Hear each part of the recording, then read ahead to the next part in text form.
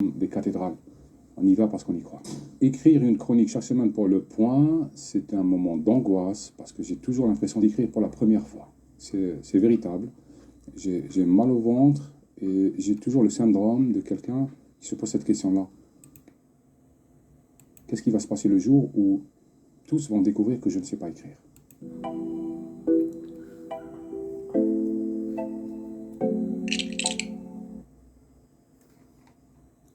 Salam alaikum wa rahmatullahi wa barakatuh.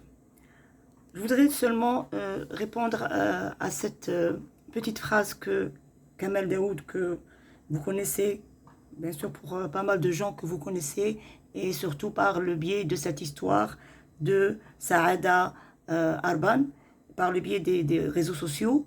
Donc je voudrais répondre à cette phrase qui vient de dire qu'il a mal au ventre et qu'il se pose des questions sur son échec, en cas d'échec de son livre, quelle allait être bien sûr la réaction des gens qui sont autour de lui, et surtout bien sûr M. Kamel Daoud a peur de ne pas être à la hauteur des attentes de c'est-à-dire de ses amis français pour lesquels il écrit, d'échouer dans son rôle d'écrivain, bien sûr de bougnoul à la solde des Français, mais il n'a pas eu peur d'avoir plagié un roman et d'avoir volé la mémoire d'une personne qui a vécu un drame atroce durant la décennie noire, d'avoir volé sa mémoire comme d'autres, d'avoir violé sa mémoire comme d'autres ont violé son corps.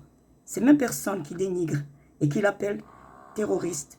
Mais lui, au lieu d'avoir violé son corps, il a violé sa mémoire, la mémoire de cette jeune personne, en brisant le sceau du secret de son accord qu'elle n'a pas donné, et d'avoir aussi brisé le sceau de son véritable drame et de faire d'elle, dans son accord, un personnage de fiction. Vous êtes aussi blâmable que les monstres que vous dénigrez, M. Kamel Daoud, dans votre livre. Vous êtes aussi coupable que ces personnes que vous dites terroristes.